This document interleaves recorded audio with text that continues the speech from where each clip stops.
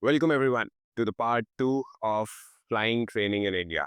In this video, we will be discussing about how to plan your 200 hours of flying training and calculate your buffer hours so that you can efficiently do your training and plan accordingly so that you complete all the DGCA requirements within 200 hours of your CPL training. Guys, in the last video, we discussed about the different types of flying there are, the different DGCA, CPL requirements there are, including your papers, your flying training, your FRDOL, and your ELP. We discussed about the different types of flying and how you are required to complete them and what different stages you go through your flying training. That was to just briefly introduce you that how flying training happens in India and what are the different CPL requirements that you need to fulfill. The basic introduction to you about the PIC hours, dual hours, flight time, instrument flight time, night time, and why do we do instrument rating, why do we do multi-engine rating, and how do we plan our hours accordingly. Now, in this video, what we'll be doing is we'll be doing the numerical calculations to see that how we can plan our flying training. We'll be actually planning our flying training and doing the mathematical calculations to see that how whether we are able to fulfill the our DGC requirements within those 200 hours, and we need not to extend the 200 hours mark so that our flying training can be optimized and efficiently completed. Our CPL requirements, if we look towards, we have we are supposed to complete 200 hours to get our CPL in India. Out of this 200 hours, if you choose to get your multi-engine requirement complete, as we discussed in the last video, which is for the Airbus, we have to do 25 hours, out of which 10 hours is in the sim, 15 hours needs to be in flight, right? So if you opt to do multi-engine rating, you need to do 15 hours of flight time out of these 200 hours, and another 10 you will be doing in sim, and another 10 hours on sim you can do on single engine so that you can optimize your flying training better. Soon you will see in this video that how we can plan for that. 15 hours for that, we need PIC requirements, that is pilot in command requirements, which you actually complete when you get solo. We need 100 hours of PIC. In these 100 hours, we need 50 hours at least of cross-country time. And cross-country is any flight which we discussed, and beyond the radius of 100 nautical mile will be considered a cross-country flight. Then we have to do IF, instrument flight, of 20 hours, and another 20 will be doing in sim. So sim with 10 engine, you do single engine, 10 hours you do single engine, 10 hours you do multi-engine. And you get IF time and you complete your 40 hours requirement to get your instrument rating on your CPL. Then the next thing that is your requirement is your night flight. You're supposed to get 5 hours as pilot in command in night with 10 takeoffs and landings. And obviously, if you're taking off, you will land as well. In addition to this, to get your CPL, there are certain checks that you must mandatorily do at the end of your flying training, which are your 250 nautical mile cross country check, which happens in day, your 120 nautical mile cross country check in night, you have your GFT, that is general flying test, by day and by night. These are the different things that you are supposed to complete. And the recency requirements that there are is for a PIC 50 hours and 15 hours within 6 months. IF के लिए within 5 hours within 6 months होना चाहिए. This night time should be completed within 6 months as well. And these all tests should be completed within 6 months as well before from the date of submission for your documents for your CPL. Now, I introduced you to a term called buffer time. So buffer time is basically the time that you have left out of those 200 hours after completing all of your requirements for your CPL, basically, which we seen earlier, right? Now we'll be seeing from time to time that we calculate as per time that how much time do we actually need to complete our CPL. And now we'll be moving towards the calculation of this 200 hours. So out of these 200 hours, we removed 15 for the multi-engine, we get 185. Out of this 185 hours, we are supposed to do 100 hours of PIC. That leaves us with 85 hours of dual time that we have. Now, consider this dual time as a money that you have that you can spend, right? Now, there are some necessary requirements where you must spend your money. Depending upon the performance of the student, this 85 hours ka dual time will vary from student to student. Some people require less amount of instructional dual time to come to a stage where they can fly solo, while others take a little more time. It depends upon different situations as well, not just performance. It might be the weather, and different aspects come into consideration for this as well. Now, out of this 85 hours, consider this as currency you have. Now we'll see that what are the different parts where we must spend this money. Out of this 85 hours, initial 15 to 20 hours of your training will be required to get you competent enough to be released solo. So let's just say you need 20 hours to get solo released, completely check free, right? Out of these solo hours, that this is the money that you must spend. Then you will be released for your circuits. Then you will have to go general flying. To be general flying released, you will be doing a couple of 2 to 3 general flying sorties with one check, right? So let's just say that you have to do 3 dual sorties more of 50 minutes each. This will comprise to 2 hour and 30 minutes. That is 2.5 hours you need to more to do for your getting your GF clear. Then there is instrument flying time.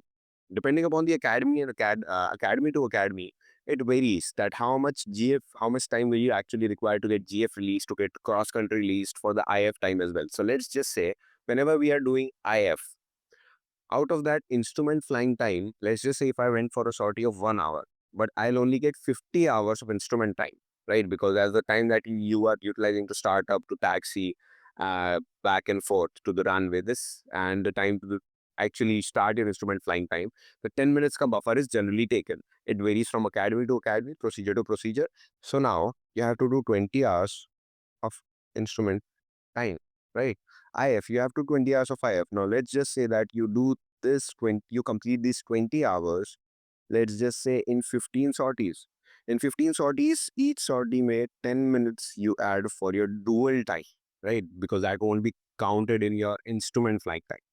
Now, this all instrument, now, you must know this that all instrument flying will be counted as your dual time and you cannot do instrument flying as, right? So you won't get PIC for that. Now, 10 minutes you add for 15, so this is 150 minutes. 150 minutes will be 2 hour 30 minutes. That is 2.5 hours. You to this 20 hours. So that means for doing 20 hours of IF, you will be needing another 22.5 hours of dual for your instrument flight. Now, let's just say that depending upon academy to academy, to get cross country released, you might have to do 3 to 4 cross country, including your cross country check. Let's just say that you go for 2 dual cross countries, and then in the third, you get check. Third is your check, and you get check released for your solo cross country flights. So this amounts for almost about 8 hours of your time. Okay, let's just say that you take 8 hours to get cross country released, 8 hours of dual time. Now in the night, you'll be flying in night, and to get night released, you'll be first doing some dual sorties and learning that how to fly the aircraft in the night. Let's just say another 5 hours you take to get released at night. So if we calculate this total amount, total will come to, if you get released at 20 and all the dual requirements that you actually need to fulfill amount to about 58 hours, and you have about 85 hours. That means, let's just say that this was a student who was released at 20 hours, took 2.5 hours to get GF released, then 22.5 hours he did instrument flying, then for 8 hours and 5 hours were required for his cross country and night. Then I would tell him that out of the 85 hours dual he has, actually the 85 rupees he has, mandatorily he has only spent 58. The remaining 27 rupees, the remaining 27 rupees he has the remaining buffer time. This is what we call as buffer. That after completing all of our dual requirements, how much dual time you still have left. This is basically your buffer hour time. Now we will see the PIC time calculation as well, so that you know that what different aspects that you need to take into consideration while calculating your PIC requirements. Now, let's just say Out of the 100 hours of PIC time you need at least 50 cross country, at least. It does not mean ki you cannot have 60 hours of cross country. You can basically have 60 hours, but let's just say you need 50 hours of cross country time, another 50 hours can be local flight. Out of this 50 hours of cross country and 50 hour of local, you will be doing your mandatory checks, which is GFT by day and night, which will be of 1 hour each, amounting to 2 hours. All of these checks, which happen to end at the CPL, are your SPIC hours, that is pilot in command under supervision, and these hours are logged as your pilot in command hours. Although you will be giving checks to, and you will not be solo in the cockpit, but still you will be considered as pilot in command under supervision of the instructor who is taking your checks. So GFT day and night will be amounting to 2 hours. Your 250 nautical mile cross country will another take 4 hours. Your 120 nautical mile cross country will another take 2 hours. Yes, this all 8 hours of PIC is another requirement out of the 100 that you must fulfill. So now you have 92 hours of PIC. This, all of these requirements, this is how you basically calculate your buffer hours and your PIC hours, and you have to plan accordingly that depending as see, so the case is depending upon student to student, there are different various situations that arise during his training, right? I have just explained you through this video that what are the different calculations that you are required to make.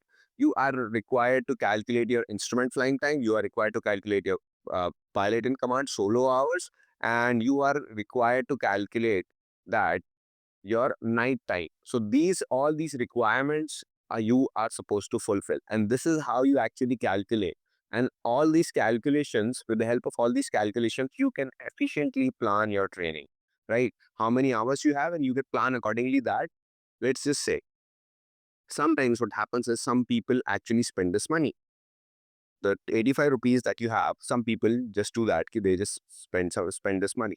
Now they are not able to do their 100 hours ki PIC ki requirement within 200 hours, and they will be exceeding this mark to complete their CPL training. So this will be difficult for them to reduce your dual hours ki requirement. That is the minimum 85 hours ki spent. Let's just say you go for a cross country and you go for a IF cross country. So now this IF ki flying time will be coming counted as cross country. Now another 3 hours will come out of this. There are multiple things that can actually be done, that your instructor, who are much experienced instructors, will guide you through that. How can you actually overcome if you're exceeding your dual hours, if you're not able to complete your requirements within those 200 hours. This planning is for that. So make your calculations too while you're doing your CPL training. Be aware that whether you are able to do, whether you are able to complete all the requirements within 200 hours or not, and communicate with your instructors accordingly so that you get all the help you need. If you have any further doubts regarding the buffer time and calculation, and if I've missed anything, please do let me know in the comments down below. And do let us know that how can we improve what kind of content you guys will like to see in the future, and what can we improve upon. Your feedback will be highly appreciated. This will be all from my side for today. This is Animesh Sanyal signing off. Bye bye.